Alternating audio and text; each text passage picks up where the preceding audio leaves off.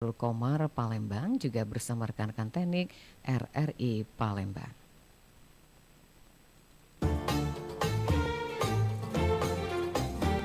Ramadan bersama RRI. Segera Anda ikuti Tadarusan Al-Quran Harmoni Ramadan.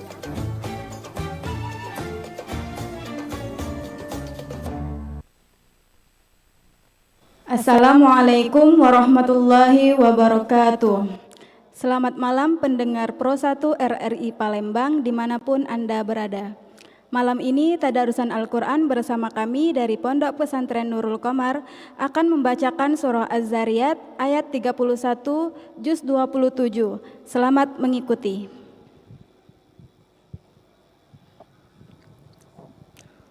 أعوذ بالله من الشيطان الرجيم بسم الله الرحمن الرحيم قال فما خطبكم أيها المرسلون قالوا إنا أرسلنا إلى قوم مجرمين لنرسل عليهم حجارة من طين مسومة عند ربك للمسرفين فأخرجنا من كان فيها من المؤمنين فما وجدنا فيها غير بيت من المسلمين وتركنا فيها آيات للذين يخافون العذاب الأليم وفي موسى إذ أرسلناه إلى فرعون بسلطان مبين فتولى بركنه وقال ساحر أو مجنون فأخذناه وجنوده فتبذناه باليم وهو مليم وفي عاد إذ أرسلنا عليهم الريح العقيب ما تداروا من شيء أتت عليه إلا جعلته كالرميم وفي ثمود إذ قيل لهم تمتعوا حتى حين فأتوا عن أمر ربهم فأخذتهم الصاعقة وهم ينصرون فما استطاعوا من قيام وما كانوا منتصرين وقوم نوح من قبل إنهم كانوا قوما فاسقين والسماء بنيناها بأيدي وإنا لموسعون والأرض فرشناها فنعم الماهدون ومن كل شيء خلقنا زوجين لعلهم يذكرون ففروا إلى الله إني لكم منه نذير مبين ولا تجعلوا مع الله إلها آخر إني لكم منه نذير مبين كذلك ما أتى الذين من قبلهم من رسول إلا قالوا ساحر أو مجنون فتواصوا به بل هم قوم طاغون فتولى عنهم فما أنت بمالون وذكر فإن الذكرى تنفع المؤمنين وما خلقت الجن والإنس إلا ليعبدون ما أريد منهم من رزق وما أريد أن يطعمون إن الله هو الرزاق ذو القوة المتين فإن للذين ظلموا ذنوبا مثل ذنوب أصحابهم فلا يستعجلون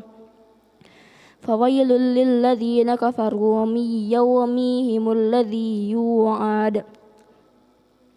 بسم الله الرحمن الرحيم والطور كتاب مسطور في رق منشور والبيت المعمور والسقف المرفوع والبحر المسجود إن عذاب ربك لواقع ما له من دافع يوم تمور السماء مورا وتسير الجبال سيرا فويل يومئذ للمكذبين الذين هم في خوض يلعبون يوم يعدون إلى نار جهنم داء هذه النار التي كنتم به تكذبون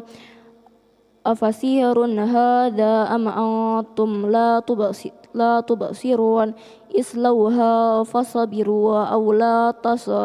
تصبروا سواء عليكم إنما تجزون ما كنتم تعملون إن المتقين في جنات ونعيم فاكهين بما آتاهم ربهم ووقع ربهم عذاب الجحيم كلوا واشربوا هنيئا بما كنتم تعملون متكئين على سرور مصفوفة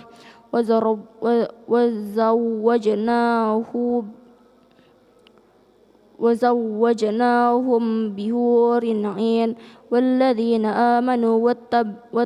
واتبعتهم ذريتهم بإيمان ألحقنا بهم ذريتهم وما ألتناهم من أعمالهم من شيء كل امرئ بما كسب رهين وأمددناهم بفاكهة ولحم مما يشتهون يتنازعوا فيها كأسا لا تغوا فيها ولا تأثيم ويطوف عليهم غلمان لهم كأنهم لؤلؤ مكنون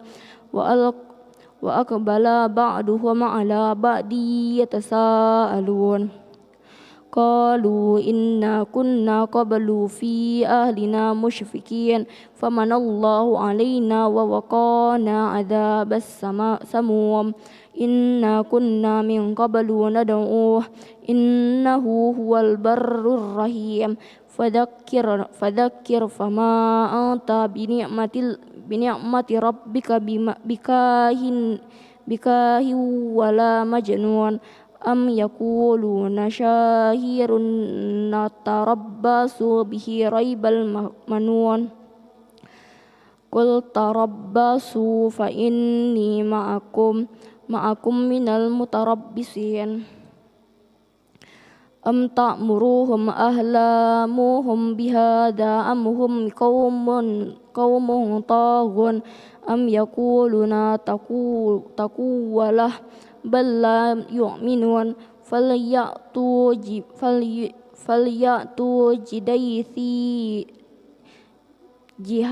جهاديث مثله إن كانوا صادقين أم خلقوا من غير شيء أم هم الخالقون أم خلقوا السماوات والأرض بل لا يعقلون أم عندهم خزائن ربك أم هم المسيطرون أم لهم سلم يستمعون فيه فليأتي مستمعهم بسلطان مبين أم له البنات ولكم البنون أم تسألهم أجرا فهم من مغرم مثقلون أم عندهم الغيب فهم يكتبون أم يريدون كيدا فالذين كفروا هم المكيدون أم لهم إله غير الله سبحان الله أما يشركون وإن يروا كسفا من السماء ساقطا يقولوا سحاب مركوم فذرهم حتى يلاقوا يومهم الذي فيه يصعقون يوم لا تغني عنهم كيدهم شيئا ولا هم ينصرون وإن للذين ظلموا عذابا دون ذلك ولكن أكثرهم لا يعلمون واصبر لحكم ربك فإنك بأعيننا وسبح بحمد ربك حين تقوم ومن الليل فسبحه وإدبار النجوم. بسم الله الرحمن الرحيم والنجم إذا هوى ما ضل صاحبكم وما غوى وما ينطق عن الهوى إن هو إلا وحي يوحى علمه شديد القوى ذو مرة فاستوى وهو بالأفق الأعلى ثم دنا فتدلى فكان قاب قوسين أو أدنى فأوحى إلى عبده ما أوحى ما كذب الفؤاد ما رأى أفتمارونه على ما يرى ولقد رآه نزلة أخرى عند سدرة المنتهى عندها جنة المأوى إذ يغشى السدرة ما يغشى ما زاغ البصر وما طغى لقد رأى من آيات ربه الكبرى أفرأيتم اللات والعزى ومناة الثالثة الأخرى ألكم الذكر وله الأنثى تلك إذا قسمة ضيزى إن هي إلا أسماء سميتموها أنتم وآباؤكم ما أنزل الله بها من سلطان إن يتبعون إلا الظن وما تهوى الأنفس ولقد جاءهم من ربهم الهدى أم للإنسان ما تمنى فلله الآخرة والأولى وكم من ملك في السماوات لا تغني شفاعتهم شيئا إلا من بعد أن يأذن الله لمن يشاء ويرضى إن الذين لا يؤمنون بالآخرة لا يسمون الملائكة تسمية الأنثى وما لهم به من علم إن يتبعون إلا الظن وإن الظن لا يغني من الحق شيئا فأعرض عمن تولى عن ذكرنا ولم يرد إلا الحياة الدنيا ذلك مبلغهم من العلم إن ربك هو أعلم بمن ضل عن سبيله وهو أعلم بمن اهتدى ولله ما في السماوات وما في الأرض ليجزي الذين أساءوا بما عملوا ويجزي الذين أحسنوا بالحسنى الذين يجتنبون كبائر الإثم والفواحش إلا اللمم إن ربك واسع المغفرة هو أعلم بكم إذ أنشأكم من الأرض وإذ أنتم أجنة في بطون أمهاتكم فلا تزكوا أنفسكم هو أعلم بمن اتقى أفرأيت الذي تولى وأعطى قليلا وأكدى أعنده علم الغيب فهو يرى أم لم ينبأ بما في صحف موسى وإبراهيم الذي وفى ألا تزر وازرة وزر أخرى وأن ليس للإنسان إلا ما سعى وأن سعيه سوف يرى ثم يجزاه الجزاء الأوفى وأن إلى ربك منتهى وأنه هو أضحك وأبكى وأنه هو أمات وأحيا وأنه خلق الزوجين الذكر والأنثى من نطفة إذا تمنى وأن عليه النشأة الأخرى وأنه هو أغنى وأقنى وأنه هو رب الشعرى وأنه أهلك عادا الأولى وثمود فما أبقى وقوم نوح من قبل إنهم كانوا هم أظلم وأطغى والمؤتفكة أهوى فغشاها ما غشا فبأي آلاء ربك تتمارى هذا نذير من النذر الأولى أفزفت الآزفة ليس لها من دون الله كاشفة أفمن هذا الحديث تعجبون وتضحكون ولا تبكون وأنتم سامدون فاسجدوا لله واعبدوا بسم الله الرحمن الرحيم اقتربت الساعة وانشق القمر وإن يروا آية يعرضوا ويقولوا سحر مستمر وكذبوا واتبعوا أهواءهم وكل أمر مستقر ولقد جاءهم من الأنباء ما فيه مزدجر حكمة بالغة فما تغني النذر فتول عنهم يوم يدعو الداعي إلى شيء نكر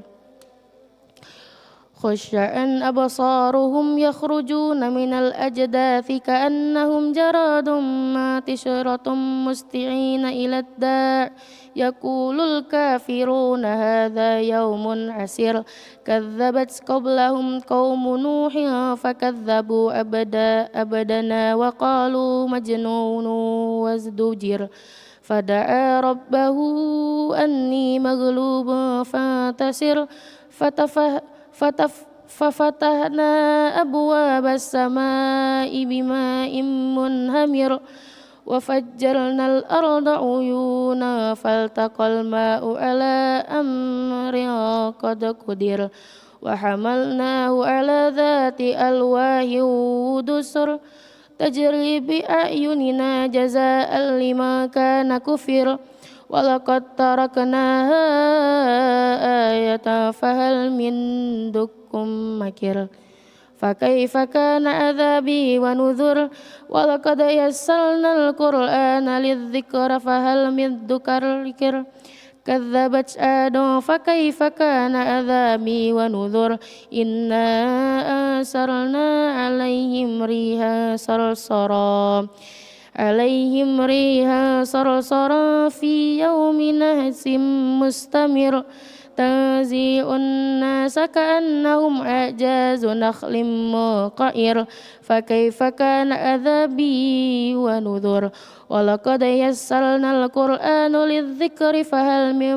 مدكر كذبت ثمود بالنذر فقالوا أبشرا منا واحدا نتبعه إنا إذا لفي ضلال وسعر ألقي الذكر عليهم من بيننا بل هو كذاب أشر سيعلمون غدا من الكذاب الأشر إنا مرسل الناقة فتنة لهم فارتكبهم واصطبر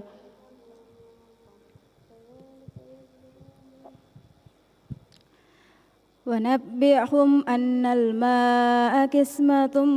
بينهم كل شرب محتضر فنادوا صاحبهم فتعاطى فعقر فكيف كان عذابي ونذر إنا أرسلنا عليهم صيحة واحدة فكانوا كحشيم المحتضر ولقد يسرنا القرآن للذكر فهل من مدكر كذبت قوم لوط بالنذر إنا أرسلنا عليهم حاسبا إلا آل لوط نجيناهم بسحر نعمة من عندنا كذلك نجزي من شكر ولقد أنذرهم بطشتنا فتماروا بالنذر ولقد راودوه عن ضيفه فتمسنا أعينهم فذوقوا عذابي ونذر ولقد صبحهم بكرة عذاب مستقير فذوقوا عذابي ونذر ولقد يسرنا القرآن للذكر فهل من مدكر ولقد جاء آل فرعون النذر كذبوا بآياتنا كلها فأخذناهم أخذ عزيز مقتدر أكفاركم خير من أولئكم أم لكم براءة في الزبر أم يقولون نحن جميع منتصر سيهزم الجمع ويولون الدبر بل الساعة موعدهم والساعة عدها وعمر إن المجرمين في ضلال وسعر يوم يسحبون في النار على وجوههم ذوقوا مس سقر إن كل شيء خلقناه بقدر وما أمرنا إلا واحدة كلمح بالبصر ولقد أهلكنا أشياءكم فهل من مدكر وكل شيء فعلوه في الزبور وكل صغير وكبير مستطر إن المتقين في جنات ونهر في مقعد صدق عند مليك مقتدر بسم الله الرحمن الرحيم الرحمن علم القرآن خلق الإنسان علمه البيان الشمس والقمر بحسبان والنجم والشجر يسجدان والسماء رفعها ووضع الميزان ألا تطغوا في الميزان وأقيموا الوزن بالقسط ولا تخسروا الميزان والأرض وضعها للأنام فيها فاكهة والنخل ذات الأكمام والحب ذو الأسف والريحان فبأي آلاء ربكما تكذبان خلق الإنسان من صلصال كالفخار وخلق الجن من مارج من نار فبأي آلاء ربكما تكذبان رب المشرقين ورب المغربين فبأي آلاء ربكما تكذبان مرج البحرين يلتقيان بينهما برزخ لا يبغيان فبأي آلاء ربكما تكذبان يخرج منهما اللؤلؤ والمرجان فبأي آلاء ربكما تكذبان وله الجوار المنشآت في البحر كالأعلام فبأي آلاء ربكما تكذبان كل من عليها فان ويبقى وجه ربك ذو الجلال والإكرام فبأي آلاء ربكما تكذبان يسأله ما في السماوات والأرض كل يوم هو في شأن فبأي آلاء ربكما تكذبان سنفرغ لكم أيها الثقلان فبأي آلاء ربكما تكذبان يا معشر الجن والإنس إن استطعتم أن تنفذوا من أقطار السماوات والأرض فانفذوا لا تنفذون إلا بسلطان فبأي آلاء ربكما تكذبان يرسل عليكما شواظ من نار ونحاس فلا تنتصران فبأي آلاء ربكما تكذبان فإذا انشقت السماء فكانت وردة كالدحان فبأي آلاء ربكما تكذبان فيومئذ لا يسأل عن ذنبه إنس ولا جان فبأي آلاء ربكما تكذبان يعرف المجرمون بسيماهم فيؤخذ بالنواسي والأقدام فبأي آلاء ربكما تكذبان هذه جهنم التي يكذب بها المجرمون يطوفون بينها وبين حميم آن فبأي آلاء ربكما تكذبان ولمن خاف مقام ربه جنتان فبأي آلاء ربكما تكذبان ذواتا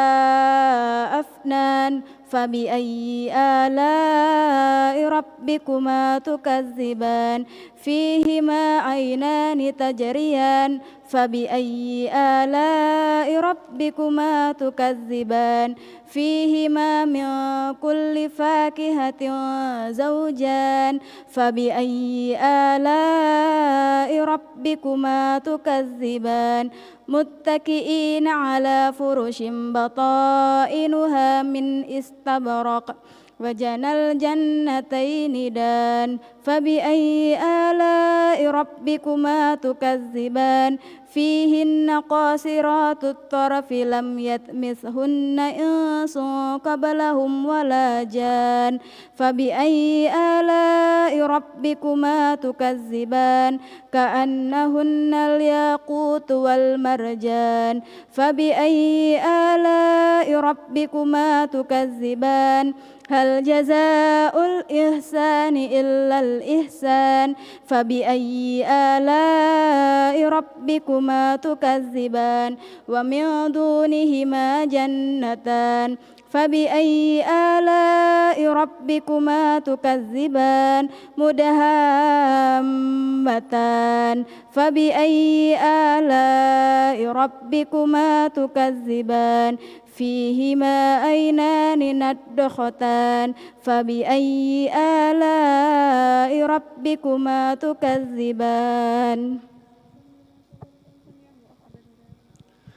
فيهما فاكهة والنخل ورمان فبأي آلاء ربكما تكذبان فيهن خيرة حسان فبأي آلاء ربكما تكذبان حرور مقصورة في الخيان فبأي آلاء ربكما تكذبان لم يطمثهن إنس قبلهم ولا جان فبأي آلاء ربكما تكذبان متكئين على رفرف خضر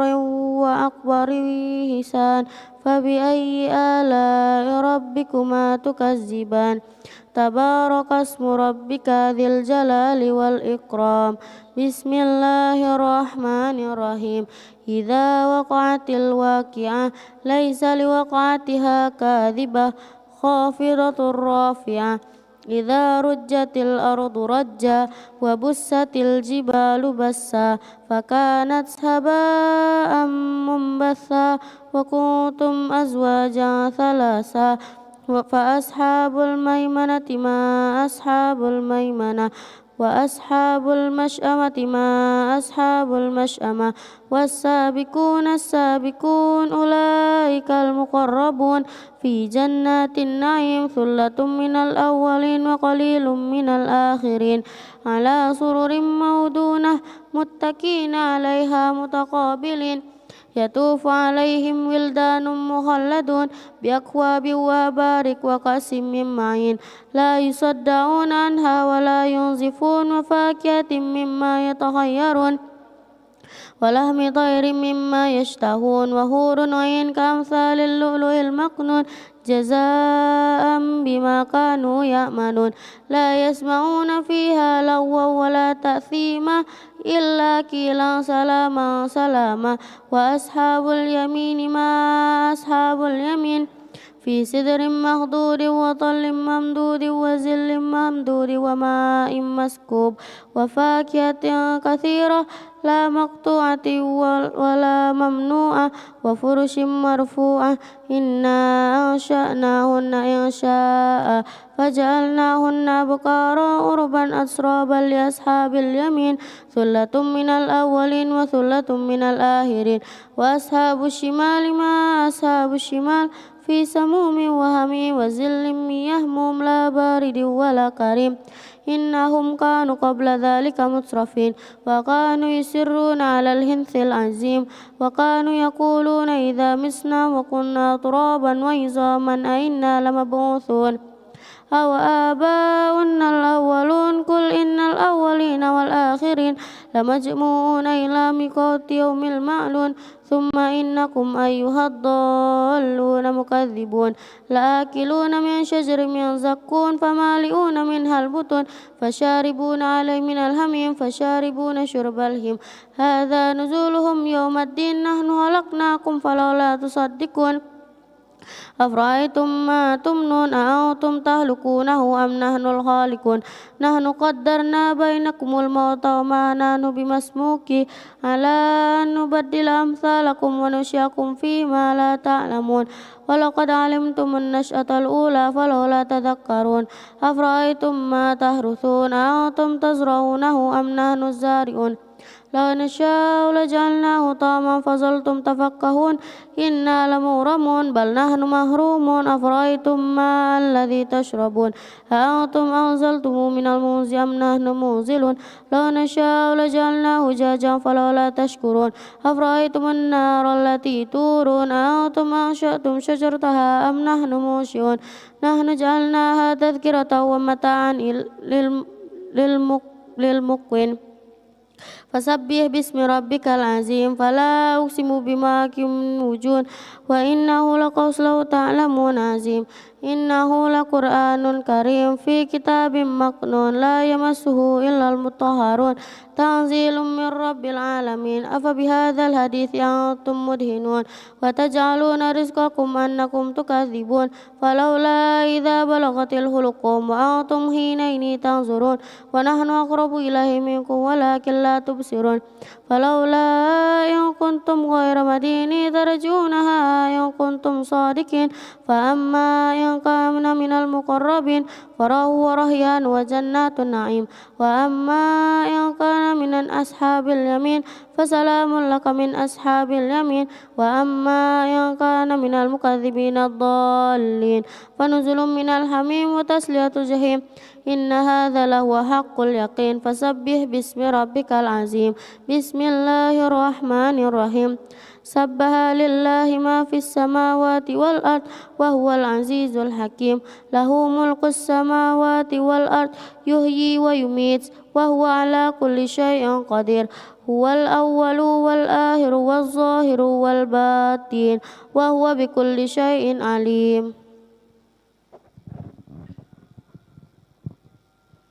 هو الذي خلق السماوات والأرض في 6 أيام ثم استوى على العرش يعلم ما يلج في الأرض وما يخرج منها وما ينزل من السماء وما يعرج فيها وهو معكم أينما كنتم والله بما تعملون بصير له ملك السماوات والأرض وإلى الله ترجع الأمور يولج الليل في النهار ويولج النهار في الليل وهو عليم بذات الصدور آمنوا بالله ورسوله وأنفقوا مما جعلكم مستخلفين فيه فالذين آمنوا منكم وأنفقوا لهم أجر كبير وما لكم لا تؤمنون بالله والرسول يدعوكم لتؤمنوا بربكم وقد أخذ ميثاقكم إن كنتم مؤمنين هو الذي ينزل على عبده آيات بينات ليخرجكم من الظلمات إلى النور وإن الله بكم لرؤوف رحيم وما لكم ألا تنفقوا في سبيل الله ولله ميراث السماوات والأرض لا يستوي منكم من أنفق من قبل الفتح وقاتل أولئك أعظم درجة من الذين أنفقوا من بعد وقاتلوا وكلا وعد الله الحسنى والله بما تعملون خبير ما ذا الذي يقرض الله قرضا حسنا فيضاعفه له وله أجر كريم يوم ترى المؤمنين والمؤمنات يسعى نورهم بين أيديهم وبأيمانهم بشراكم اليوم جنات تجري من تحتها الأنهار خالدين فيها ذلك هو الفوز العظيم يوم يقول المنافقون والمنافقات للذين آمنوا انظرونا نقتبس من نوركم قيل ارجعوا وراءكم فالتمسوا نورا فضرب بينهم بسور له باب باطنه فيه الرحمة وظاهره من قبله العذاب ينادونهم ألم نكن معكم قالوا بلى ولكنكم فتنتم أنفسكم وتربستم وارتبتم وغرتكم الأماني حتى جاء أمر الله وغركم بالله الغرور فاليوم لا يؤخذ منكم فدية ولا من الذين كفروا مأواكم النار هي مولاكم وبئس المصير ألم يأن للذين آمنوا أن تخشع قلوبهم لذكر الله وما نزل من الحق ولا يكونوا كالذين أوتوا الكتاب من قبل فطال عليهم الأمد فقست قلوبهم وكثير منهم فاسقون يعلموا أن الله يحيي الأرض بعد موتها قد بينا لكم الآيات لعلكم تعقلون إن المصدقين والمصدقات وأقرضوا الله قرضا حسنا يضاعف لهم ولهم أجر كريم والذين آمنوا بالله ورسله أولئك هم الصديقون والشهداء عند ربهم لهم أجرهم ونورهم والذين كفروا وكذبوا بآياتنا أولئك أصحاب الجحيم اعلموا أنما الحياة الدنيا لعب ولهو وزينة وتفاخر بينكم وتكاثر في الأموال والأولاد كمثل غيث أعجب الكفار نباته ثم يهيج فتراه مصفرا ثم يكون هطاما وفي الآخرة عذاب شديد ومغفرة من الله ورضوان وما الحياة الدنيا إلا متاع الغرور سابقوا إلى مغفرة من ربكم وجنات أرضها كأرض السماء والأرض وإدت للذين آمنوا بالله ورسله كذلك فضل الله يؤتيه من يشاء والله ذو الفضل العظيم ما أصاب من مصيبة في الأرض ولا في أنفسكم إلا في كتاب من قبل أن نبرأها إن ذلك على الله يسير لكي لا تعصوا على ما فاتكم ولا تفرحوا بما آتاكم والله لا يحب كل مختال فخور الذين يبخلون ويعمرون الناس بالبخل ومن يتول فإن الله هو الغني الحميد لقد أرسلنا رسلنا بالبينات وأنزلنا معهم الكتاب والميزان ليقوم الناس بالقسط وأنزلنا الحديد فيه بأس شديد ومنافع للناس وليعلم الله من ينصره ورسله بالغيب إن الله قوي عزيز ولقد أرسلنا نوحا وإبراهيم وجعلنا في ذريتهما النبوة والكتاب فمنهم مهتد وكثير منهم فاسقون ثم قفينا على آثارهم برسلنا وقفينا بعيسى بن مريم وآتيناه الإنجيل وجعلنا في قلوب الذين اتبعوه رأفة ورحمة ورهبانية ابتدعوها ما كتبتها عليهم كتبتها عليهم إلا ابتغاء رضوان الله فما رعوها حق رعايتها فآتينا الذين آمنوا منهم أجرهم وكثير منهم فاسقون يا أيها الذين آمنوا اتقوا الله وآمنوا برسوله يؤتكم كفلين من رحمته ويجعل لكم نورا تمشون به ويغفر لكم والله غفور رحيم لئلا يعلم أهل الكتاب ألا يقدرون على شيء من فضل الله وأن فضل بيد الله يؤتيه من يشاء والله ذو الفضل العظيم صدق الله العظيم اللهم ارحمنا بالقرآن واجعله لنا إماما ونورا وهدى ورحمة اللهم ذكرنا منهم ما وعلمنا منهم ما جهلنا وارزقنا تلاوته آناء الليل وأطراف النهار واجعله لنا حجتي يا رب العالمين.